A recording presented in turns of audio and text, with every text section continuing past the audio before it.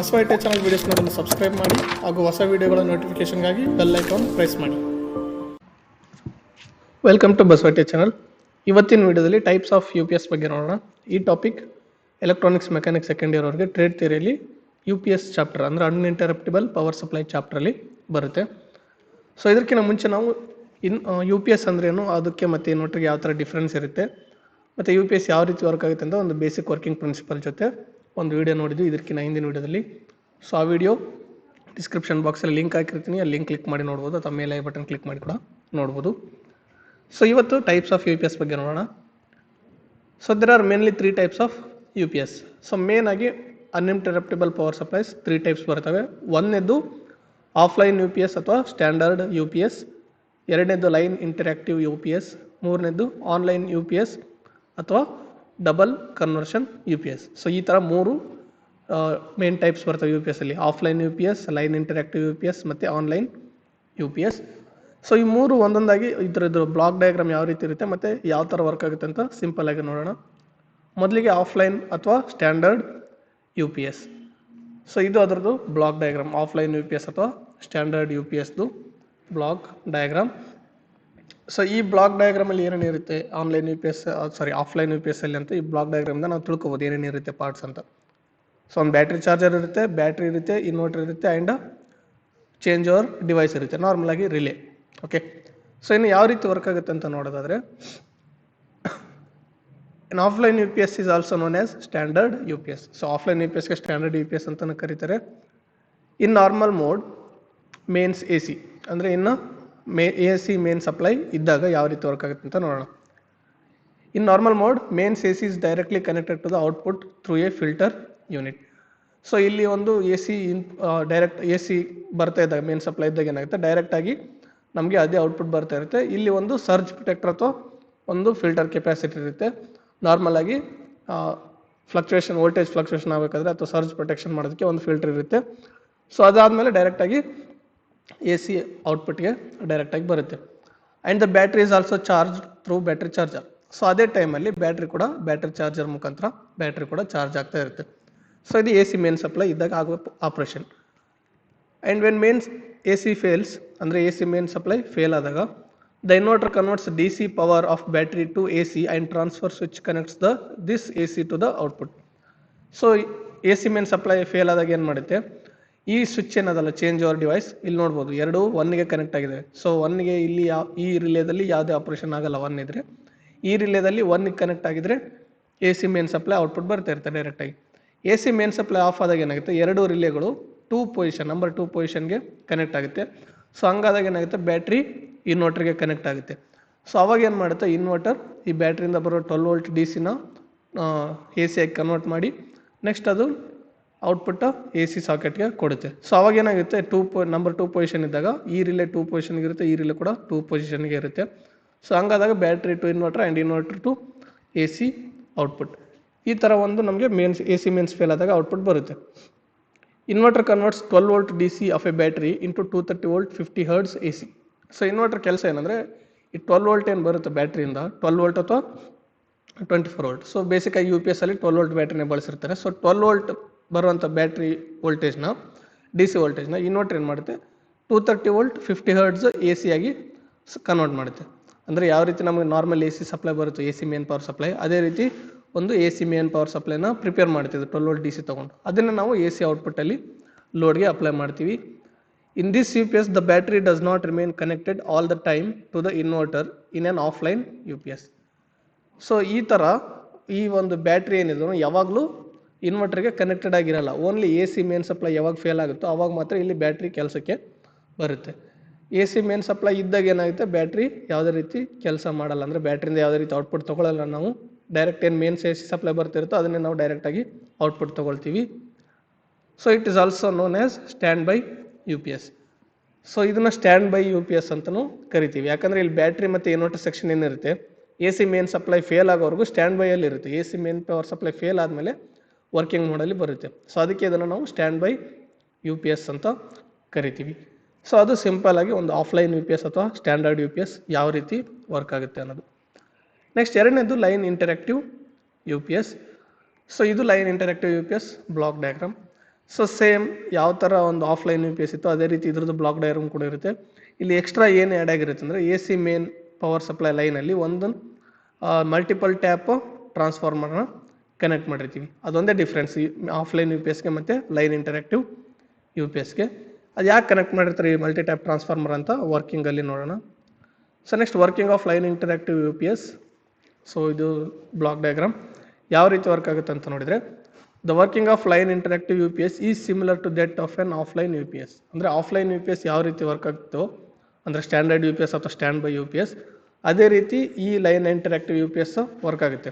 ಅಂದರೆ A C supply ಇದ್ದಾಗ A ಸಿನೇ ಡೈರೆಕ್ಟಾಗಿ ಔಟ್ಪುಟ್ ಬರುತ್ತೆ, and A C supply mains fail ಆದಾಗ ಬ್ಯಾಟ್ರಿಯಿಂದ ಇನ್ವರ್ಟರ್ ಕನೆಕ್ಟ್ ಆಗಿ ಇನ್ವರ್ಟರಿಂದ ಎ ಸಿ ಔಟ್ಪುಟ್ ಬರುತ್ತೆ. ಸೊ ಅದೇ ಇದ್ರದ್ದು working, except the addition of multi tap variable voltage transformer.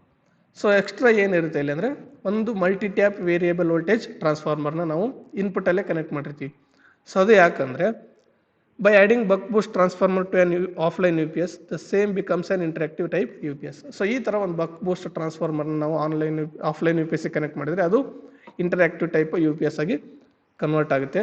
So ಈ ಬಕ್ ಬೂಸ್ಟ್ ಟ್ರಾನ್ಸ್ಫಾರ್ಮರ್ ಎದಕ್ಕೆ ಕನೆಕ್ಟ್ ಮಾಡಿರ್ತೀವಿ ಅಂದರೆ ನಾವು ವೇರಿಯೇಬಲ್ ವೋಲ್ಟೇಜ್ ಅಂದರೆ ಇನ್ಪುಟ್ಟಲ್ಲಿ ಬೇರೆ ಬೇರೆ ರೀತಿ ವೋಲ್ಟೇಜ್ ಬಂದಾಗ ಕೂಡ ನಾವು ಅದನ್ನು ಇನ್ಕ್ರೀಸ್ ಡಿಕ್ರೀಸ್ ಮಾಡಿಕೊಂಡು ಈ ಯು ಪಿ ಎಸ್ನ ಯೂಸ್ ಮಾಡ್ಬೋದು.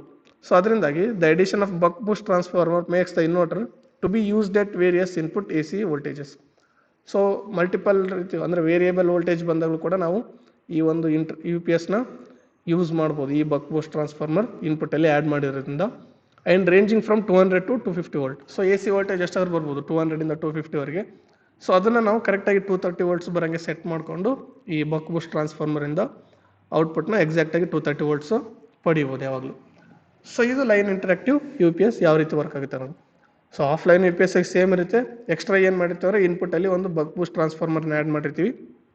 ಸೊ ಅದರಿಂದ ನಮಗೆ ವೇರಿಯೇಬಲ್ ಇನ್ಪುಟ್ ವೋಲ್ಟೇಜ್ ಬಂದಾಗ ಔಟ್ಪುಟ್ ಎಷ್ಟು ಬೇಕೋ ಕರೆಕ್ಟಾಗಿ ಸೆಟ್ ಮಾಡ್ಕೋಬೋದು. ಫಾರ್ ಎಕ್ಸಾಂಪಲ್ 230 ವೋಲ್ಟ್ ಬೇಕಿದ್ದಾಗ 230 ವೋಲ್ಟ್ ಔಟ್ಪುಟ್ನ ನಾವು ಈ ಮಲ್ಟಿಪಲ್ ಟ್ಯಾಪ್ ಟ್ರಾನ್ಸ್ಫಾರ್ಮರಿಂದ ಸೆಟ್ ಮಾಡ್ಕೋಬೋದು. ಸೊ ಅದು ಒಂದು line interactive U P S ಯಾವ ರೀತಿ ವರ್ಕ್ ಆಗುತ್ತೆ ಅನ್ನೋದು. ಇನ್ನು ಮೂರನೇದು ಆನ್ಲೈನ್ ಅಥವಾ double conversion U P S. So online ಅಥವಾ double conversion U P S ಇದು ಒಂದು advanced U P S technology. So ಇದು ಅದರದ್ದು ಬ್ಲಾಕ್ ಡಯಾಗ್ರಾಮ್. ಇಲ್ಲಿ ಏನಿದೆ ಅಂದರೆ ಒಂದು ರೆಕ್ಟಿಫೈರ್ ಇದೆ, ಇನ್ವರ್ಟರ್ ಇದೆ, ಬ್ಯಾಟ್ರಿ ಇದೆ, ಆ್ಯಂಡ್ ಲೋಡ್ ಕನೆಕ್ಟ್ ಮಾಡಿರ್ತೀವಿ. ಎಕ್ಸ್ಟ್ರಾ ಇಲ್ಲಿ ಸ್ಟ್ಯಾಟಿಕ್ ಬೈಪಾಸ್ ಸ್ವಿಚ್ ಮತ್ತು ಸರ್ವಿಸ್ ಬೈಪಾಸ್ ಸ್ವಿಚ್ ಈ ಎರಡು ಡಿವೈಸಸ್ನ ಯೂಸ್ ಮಾಡಿರ್ತೀವಿ. ಸೊ ಯಾವ ಥರ ವರ್ಕ್ ಆಗುತ್ತೆ ಆನ್ಲೈನ್ ಯು ಪಿ ಎಸ್ ಅಂದರೆ,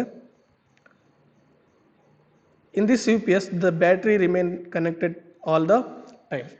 ಸೊ ಈ ಯು ಪಿ ಎಸ್ ಅಲ್ಲಿ ಬ್ಯಾಟ್ರಿ ಯಾವಾಗಲೂ ಔಟ್ಪುಟ್ಗೆ ಕನೆಕ್ಟೆಡ್ ಆಗಿ ಇರುತ್ತೆ.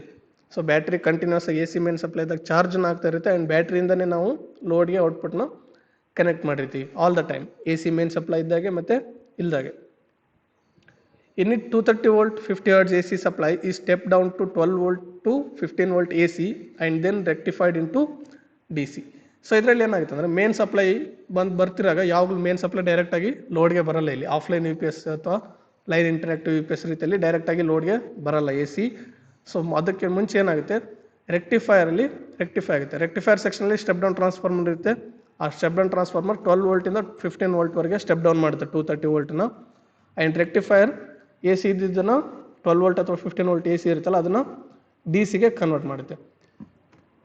This D C is used to charge the battery and the inverter circuit converts this D C into 230 volt 50 Hz A C again. So ಈ ಥರ ರೆಕ್ಟಿಫೈರಿಂದ ಏನು ಡಿ ಸಿ ಔಟ್ಪುಟ್ ಬರುತ್ತೆ ಆ ಡಿ ಸಿನ ಬ್ಯಾಟ್ರಿಗೆ ಕೊಡ್ತೀವಿ. ಸೊ ಹಂಗಾಗಿ ಬ್ಯಾಟ್ರಿ ಕೂಡ ಚಾರ್ಜ್ ಆಗುತ್ತೆ. ಆ್ಯಂಡ್ ಅದೇ ಟೈಮಲ್ಲಿ ಅದೇ ಡಿ ಸಿನ ನಾವು ಇನ್ವರ್ಟರ್ಗೆ ಕೂಡ ಕೊಡ್ತೀವಿ. ಸೊ ಇನ್ವರ್ಟರ್ ಏನು ಮಾಡುತ್ತೆ ಆ ಬರೋಂಥ ಡಿ ಸಿನ ಮತ್ತೆ 230 ವೋಲ್ಟ್ 50 Hz ಎ ಸಿಯಾಗಿ ಕನ್ವರ್ಟ್ ಮಾಡುತ್ತೆ ಮತ್ತೆ. ಸೊ ಬರೋ 230 ವೋಲ್ಟ್ಸ್ ಎ ಸಿನ ತೊಗೊಂಡು ಡಿ ಸಿ ಆಗಿ ಕನ್ವರ್ಟ್ ಮಾಡಿ ಆ ಬ್ಯಾಟ್ರಿಗೆ ಕೊಟ್ಟಾಗ ಡಿ ಸಿ ಚಾರ್ಜ್ ಆಗುತ್ತೆ. ಆ್ಯಂಡ್ ಅದೇ ಡಿ ಸಿನ ಮತ್ತೆ ನಾವು ಇನ್ವರ್ಟ್ರಿಗೆ ಕೊಟ್ಟಾಗ 230 ವೋಲ್ಟ್ ಎ ಸಿ ಆಗಿ ಕನ್ವರ್ಟ್ ಆಗುತ್ತೆ. Then this A C is connected to the load. So ಮತ್ತೆ ಅವಾಗ ಏನು ಮಾಡ್ತೀವಿ ಫೈನಲ್ ಆಗಿ ನಾವು ಈ ಎ ಸಿನ ಲೋಡ್ಗೆ ಕನೆಕ್ಟ್ ಮಾಡ್ತೀವಿ. ಸೊ ಅದರಿಂದಾಗಿ ಇದನ್ನು double conversion U P S ಅಂತಲೂ ಕರೀತಾರೆ. Double conversion U P S ಅಂತ ಯಾಕಂದರೆ ಮೊದಲಿಗೆ ಎ ಸಿ ಇರೋದು ಡಿ ಸಿ ಆಗಿ ಕನ್ವರ್ಟ್ ಆಗುತ್ತೆ, ಅದು ಫಸ್ಟ್ ಸ್ಟೆಪ್ ಆಯಿತು. ಆಮೇಲೆ ಅದೇ ಡಿ ಸಿ ಮತ್ತೆ ಎ ಸಿ ಆಗಿ ಕನ್ವರ್ಟ್ ಆಗುತ್ತೆ ಇಲ್ಲಿ. ಸೊ ಹಂಗಾಗಿ A C output A C main supply ಇದ್ದಾಗೆ ಔಟ್ಪುಟ್ಗೆ ರೀಚ್ ಆಗಬೇಕಂದ್ರೆ ಒಂದು ಲೋಡ್ಗೆ ಆ ಪವರ್ ರೀಚ್ ಆಗಬೇಕಂದ್ರೆ 2 ಸಲ ಕನ್ವರ್ಷನ್ ಆಗುತ್ತೆ ಅಲ್ಲಿ. ಸೊ ಹಂಗಾಗಿ ಇದನ್ನು double conversion U P S ಅಂತ ಕರಿತೀವಿ. If there is a power failure the output is available from the battery power. So rectifier ಮತ್ತು ಇನ್ವರ್ಟರ್ ಮಧ್ಯದಲ್ಲಿ ಡೈರೆಕ್ಟಾಗಿ ಕನೆಕ್ಷನ್ ಇರುತ್ತೆ, ಅದು ಮೇನ್ ಸಪ್ಲೈ ಇದ್ದಾಗ ಡೈರೆಕ್ಟಾಗಿ ಆ ರೀತಿ ಲೋಡ್ಗೆ ಔಟ್ಪುಟ್ ಬರುತ್ತೆ. ಮೇನ್ ಪವರ್ ಸಪ್ಲೈ ಫೇಲ್ ಆದಾಗ ಏನಾಗುತ್ತೆ, ಬ್ಯಾಟ್ರಿಯಿಂದ ಡೈರೆಕ್ಟಾಗಿ ನಾವು ಆ ಬ್ಯಾಟ್ರಿ ಪವರ್ನ ನಾವು ಡೈರೆಕ್ಟಾಗಿ ಔಟ್ಪುಟ್ಗೆ ತೊಗೊಳ್ತೀವಿ. ಅಂದರೆ ಬ್ಯಾಟ್ರಿನ ಯಾವಾಗಲೂ ಇನ್ವರ್ಟರ್ ಕನೆಕ್ಟೆಡ್ ಆಗಿರುತ್ತೆ. So main power supply fail ಆದಾಗ ಈ ರೆಕ್ಟಿಫೈರಿಂದ ಔಟ್ಪುಟ್ ಬರೋದು ಆಫ್ ಆಗುತ್ತೆ. ಸೊ ಬ್ಯಾಟ್ರಿಯಿಂದ ಬರೋ ಪವರ್ನ ತೊಗೊಂಡು ಇನ್ವರ್ಟರ್ ಏನು ಮಾಡುತ್ತೆ, ಲೋಡ್ಗೆ 230 ವೋಲ್ಟ್ ಸಪ್ಲೈನ ಪ್ರೊವೈಡ್ ಮಾಡುತ್ತೆ. In the event of inverter failure, so inverter fail ಆಯಿತು ಅಂದ್ಕೊಡ್ರಿ. ಸೊ ಅವಾಗ ಏನಾಗುತ್ತೆ, ನಮಗೆ ಯಾವುದೇ ರೀತಿ ಲೋಡ್ಗೆ ಔಟ್ಪುಟ್ ಬರಲ್ಲ. ಯಾಕಂದರೆ ಎ ಸಿ ಮೇನ್ಸ್ ಡೈರೆಕ್ಟಾಗಿ ನಮಗೆ ಲೋಡ್ಗೆ ಬರಲ್ಲ, ಬ್ಯಾಟ್ರಿ ಮುಖಾಂತರನೇ ಅಥವಾ ಇನ್ವರ್ಟರ್ ಮುಖಾಂತರನೇ ಔಟ್ಪುಟ್ ಬರುತ್ತೆ. ಸೊ ಇನ್ ಕೇಸ್ ಇನ್ವರ್ಟರ್ ಅಥವಾ ಯಾವುದೋ ಒಂದು ಸೆಕ್ಷನ್ ಫೇಲ್ ಆಯ್ತು ಅಂದ್ಕೊಡ್ರಿ, ಇದಿಷ್ಟರಲ್ಲಿ ರೆಕ್ಟಿಫೈರ್, ಇನ್ವರ್ಟರ್ ಅಥವಾ ಬ್ಯಾಟ್ರಿಯಲ್ಲಿ ಯಾವುದೋ ಒಂದು ಕರೆಕ್ಟಾಗಿ ವರ್ಕ್ ಮಾಡಲಿಲ್ಲ ಅಂದ್ಕೊಡ್ರಿ, ಆವಾಗ ಲೋಡ್ಗೆ ಯಾವುದೇ ರೀತಿಯಾದಂಥ ನಮಗೆ ಪವರ್ ಬರಲ್ಲ. ಸೊ ಆ ಟೈಮಲ್ಲಿ SBS ಸ್ವಿಚ್ ಏನು ಮಾಡುತ್ತೆ, ಎ ಸಿ ಮೇನ್ ಸಪ್ಲೈನೇ ಡೈರೆಕ್ಟಾಗಿ ಲೋಡ್ಗೆ ಬೈಪಾಸ್ ಮಾಡುತ್ತೆ. ಸೊ ಅದಕ್ಕೆ ಅದನ್ನು ಸ್ಟ್ಯಾಟಿಕ್ ಬೈಪಾಸ್ ಸ್ವಿಚ್ ಅಂತ ಕರಿತೀವಿ, ಶಾರ್ಟ್ ಫಾರ್ಮಲ್ಲಿ SBS ಅಂತ ಕರಿತೀವಿ. ಸೊ ಈ ಸ್ಟ್ಯಾಟಿಕ್ ಬೈಪಾಸ್ ಸ್ವಿಚ್ ಏನು ಮಾಡುತ್ತೆ, ಇನ್ವರ್ಟರ್ ಫೇಲ್ ಆದಾಗ ಬರೋವಂಥ ಡೈರೆಕ್ಟ್ ಎ ಸಿ ಏನಿರುತ್ತೋ ಅದನ್ನೇ ಡೈರೆಕ್ಟಾಗಿ ಲೋಡ್ಗೆ ಸಪ್ಲೈ ಮಾಡುತ್ತೆ. SBS is semiconductor device which changes over the AC supply from inverter to the load within 1 microsecond to 4 millisecond time. So SBS ಅನ್ನೋದು ಒಂದು semiconductor device, ಅದರ ಫುಲ್ ಫಾರ್ಮ್ ಬಂದು static bypass switch. ಇದು ಏನು ಮಾಡುತ್ತೆ ಅಂದರೆ ಇನ್ವರ್ಟರ್ ಮೋಡಲ್ಲಿ ಯಾವಾಗಲೂ ವರ್ಕ್ ಆಗೋಂಥ ಆನ್ಲೈನ್ UPSನ AC ಮೋಡ್ಗೆ, AC ಸಪ್ಲೈ ಮೋಡ್ಗೆ ಕನೆಕ್ಟ್ ಮಾಡುತ್ತೆ. ಅಂದರೆ ಇನ್ವರ್ಟರಿಂದನೇ ನಮ್ಗೆ ಯಾವಾಗಲೂ ಲೋಡ್ ಬರ್ತಾ ಇರುತ್ತೆ, AC ಮೇನ್ ಸಪ್ಲೈ ಇದ್ದಾಗೂ ಅಥವಾ ಇಲ್ದಾಗೂ. ಸೊ ಇನ್ ಕೇಸ್ ಇನ್ವರ್ಟರ್ ಕೆಟ್ಟು ಹೋಗ್ಬಿಟ್ರೆ ಅಥವಾ ಇನ್ವರ್ಟರ್ ಸೆಕ್ಷನ್ ಏನಾದ್ರು ಡ್ಯಾಮೇಜ್ ಆದರೆ ನಮ್ಗೆ ಔಟ್ಪುಟ್ಟೇ ಬರಲ್ಲ, AC ಮೇನ್ ಸಪ್ಲೈ ಇದ್ದಾಗೂ ಬರಲ್ಲ, ಇಲ್ದಾಗೂ ಬರಲ್ಲ. ಸೊ ಹಂಗಾಗಿ SBS ಸ್ವಿಚ್ ಏನು ಮಾಡುತ್ತೆ, AC ಮೇನ್ ಸಪ್ಲೈ ಇದ್ದಾಗ ಇನ್ವರ್ಟರಿಂದ ಯಾವುದೇ ರೀತಿ ಔಟ್ಪುಟ್ ಬಂದಿಲ್ಲ ಅಂದರೆ ಅದನ್ನು ಡೈರೆಕ್ಟಾಗಿ ACನ ಡೈರೆಕ್ಟಾಗಿ ಲೋಡ್ಗೆ ಸಪ್ಲೈ ಮಾಡುತ್ತೆ, ಮೇನ್ ಸಪ್ಲೈಯಿಂದ ಬರೋದು. ಸೊ ಇದ್ರ ಚೇಂಜ್ ಓವರ್ ಪೀರಿಯಡ್ ಎಷ್ಟಿರುತ್ತೆ ಸ್ಟ್ಯಾಟಿಕ್ ಬೈಪಾಸ್ ಸ್ವಿಚ್ ಅಂದರೆ 1 ಮೈಕ್ರೋಸೆಕೆಂಡ್, ಅಷ್ಟು ಕಡಿಮೆ ಟೈಮಿಂದ ಹಿಡಿದು ಅಪ್ ಟು 4 ಮಿಲಿಸೆಕೆಂಡ್ವರೆಗೂ ಇರುತ್ತೆ. ಸೊ ಅಷ್ಟು ಕಡಿಮೆ ಟೈಮಲ್ಲೇ ಈ ಒಂದು ಚೇಂಜ್ ಓವರ್ ಪೀರಿಯಡ್ ಇರುತ್ತೆ, ಅಂದರೆ ಸ್ವಿಚಿಂಗ್ ಟೈಮ್ ಇರುತ್ತೆ SBSದು. ಯಾಕಂದರೆ ಅದಕ್ಕಿಂತ ಜಾಸ್ತಿ ಟೈಮ್ ತೊಗೊಂಡ್ರೆ ಏನಾಗುತ್ತೆ, ಒಂದು ಯಾವುದಿದು ಕಂಪ್ಯೂಟರ್ ಕನೆಕ್ಟ್ ಮಾಡಿರ್ತೀವೋ ಈ ಒಂದು UPSಗೆ, ಆ ಕಂಪ್ಯೂಟರ್ ಅಷ್ಟು ಟೈಮಲ್ಲಿ ಶಟ್ ಡೌನ್ ಆಗಿಬಿಡುತ್ತೆ. ಸೊ ಹಂಗಾಗಿ UPS ಯೂಸ್ ಮಾಡೋದ್ರಲ್ಲಿ ನಮಗೆ ಉಪಯೋಗ ಇರಲ್ಲ ಅಲ್ಲಿ. ಸೊ ಹಂಗಾಗಿ ಈ ಸ್ಟ್ಯಾಟಿಕ್ ಬೈಪಾಸ್ ಸ್ವಿಚ್ ಅಷ್ಟು ಫಾಸ್ಟಾಗಿ ಸ್ವಿಚಿಂಗ್ ಆಗುತ್ತೆ. ಇನ್ನೊಂದು, a service bypass switch is also connected parallel with the static bypass switch or SBS to maintain the flow of current from AC mains to the load.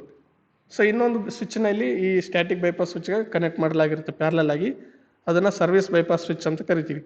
ಈ service bypass switch ಏನು ಮಾಡುತ್ತೆ ಅಂದರೆ ಈ ಒಂದು AC power supply ಬರ್ತಕ್ಕಂಥ current ಲೋಡ್ಗೆ ಯಾವಾಗಲೂ supply ಆಗ್ತಾ ಇದೆನಾ ಇಲ್ಲೋ ಅಂತ ಸಪ್ಲೈ ಆಗೋ ರೀತಿ ಮೇಂಟೈನ್ ಮಾಡೋದಕ್ಕೆ ಈ ಸರ್ವಿಸ್ ಬೈಪಾಸ್ ಸ್ವಿಚ್ನ ಯೂಸ್ ಮಾಡ್ತೀವಿ. ಸೊ ಆನ್ ಇದ್ದಾಗ ಏನಾಗುತ್ತೆ, ಲೋಡ್ಗೆ ಯಾವಾಗಲೂ ಕರೆಂಟ್ ಬರ್ತಾ ಇರುತ್ತೆ. ಸರ್ವಿಸ್ ಬೈಪಾಸ್ ಸ್ವಿಚ್ ಆಫ್ ಇದ್ದರೆ ಲೋಡ್ಗೆ ಅಲ್ಲಿ ಔಟ್ಪುಟ್ಟು ಬರಲ್ಲ. ಸೊ ಈ ಥರ ಒಂದು ಆನ್ಲೈನ್ UPS ವರ್ಕ್ ಆಗುತ್ತೆ. ಈ ಸ್ಟ್ಯಾಟಿಕ್ ಬೈಪಾಸ್ ಸ್ವಿಚ್ ಮತ್ತು ಇನ್ವರ್ಟರ್ ಸೆಕ್ಷನ್ ಎರಡೂ ಡ್ಯಾಮೇಜ್ ಆಗೋದು ಭಾಳ ರೇರ್. ಇದರಲ್ಲಿ ಎರಡೂ ಡ್ಯಾಮೇಜ್ ಆಯ್ತು ಅಂದರೆ ಯಾವುದೇ ರೀತಿ ಲೋಡ್ಗೆ ಔಟ್ಪುಟ್ ಬರೋದೇ ಇಲ್ಲ. AC ಪವರ್ ಸಪ್ಲೈ ಇರಲಿ ಅಥವಾ ಇಲ್ಲದೇ ಇರಲಿ ಯಾವುದೇ ರೀತಿ ಔಟ್ಪುಟ್ ಬರಲ್ಲ ಇಲ್ಲಿ. ಸೊ ಹಂಗಾಗಿ ಎರಡು ಸೆಕ್ಷನ್ ಡ್ಯಾಮೇಜ್ ಆಗೋದು ಭಾಳ ರೇರ್. ಇನ್ ಕೇಸ್ ಇನ್ವರ್ಟರ್ ಏನಾದ್ರು ಡ್ಯಾಮೇಜ್ ಆದರೆ AC main power supply static ಬೈಪಾಸಿಂದ ಬೈಪಾಸ್ ಆಗಿ ಲೋಡ್ಗೆ ಬರುತ್ತೆ. ಅದೇ AC ಮೇನ್ ಸಪ್ಲೈ ಆಫ್ ಇದ್ದಾಗ ಯಾವುದೇ ರೀತಿ ಲೋಡ್ಗೆ ಔಟ್ಪುಟ್ ಬರಲ್ಲ, ಯಾಕಂದರೆ ಇನ್ವರ್ಟರ್ ಸೆಕ್ಷನ್ ಫೇಲ್ ಆಗಿರುತ್ತೆ ಇಲ್ಲಿ. ಸೊ ಹಂಗಾಗಿ ಲೋಡ್ಗೆ ಔಟ್ಪುಟ್ ಬರಲ್ಲ AC ಮೇನ್ ಸಪ್ಲೈ ಇಲ್ದಾಗೆ. ಸೊ ಇದಿಷ್ಟು ಒಂದು ಆನ್ಲೈನ್ UPS ಯಾವ ರೀತಿ ವರ್ಕ್ ಆಗುತ್ತೆ ಅನ್ನೋದು. ಆ್ಯಂಡ್ 3 UPS ಯಾವ್ಯಾವ ರೀತಿ ವರ್ಕ್ ಆಗುತ್ತೆ ಅಂತ ಸಿಂಪಲ್ ಆಗಿ ನೋಡಿದ್ವಿ. ಇನ್ನು ನೆಕ್ಸ್ಟ್ ವೀಡಿಯೋದಲ್ಲಿ ಈ ಒಂದು ಫೀಚರ್ಸ್ ಏನೇನಿರ್ತವೆ, ಎಕ್ಸ್ಟ್ರಾ ಫೀಚರ್ಸ್ UPSಗಳಲ್ಲಿ ಮತ್ತು ಅದ್ರ ಸ್ಪೆಸಿಫಿಕೇಷನ್ಸ್ ಏನಿರುತ್ತೆ ಅಂತ ಈ ಮುಂದಿನ ವೀಡಿಯೋದಲ್ಲಿ ನೋಡೋಣ. ಇನ್ನು ಈ ವಿಡಿಯೋ ನಿಮ್ಗೆ ಇಷ್ಟ ಇದ್ದರೆ ಲೈಕ್ ಮಾಡಿ, ಶೇರ್ ಮಾಡಿ, ಮತ್ತು ಬಸವ ಐ ಟಿ ಚಾನಲ್ನ ಸಬ್ಸ್ಕ್ರೈಬ್ ಮಾಡಿ, ಪಕ್ಕದಲ್ಲಿರುವಂಥ ಬೆಲ್ ಐಕನ್ ಪ್ರೆಸ್ ಮಾಡಿ, ಆಲ್ ಅಂತ ಚೂಸ್ ಮಾಡಿ. ಇದರಿಂದ ನಾವು ಅಪ್ಲೋಡ್ ಮಾಡೋಂಥ ಪ್ರತಿಯೊಂದು ವಿಡಿಯೋ ನೋಟಿಫಿಕೇಷನ್ ಕೂಡ ನಿಮ್ಮ ಮೊಬೈಲ್ಗೆ ಬರುತ್ತೆ. Thank you.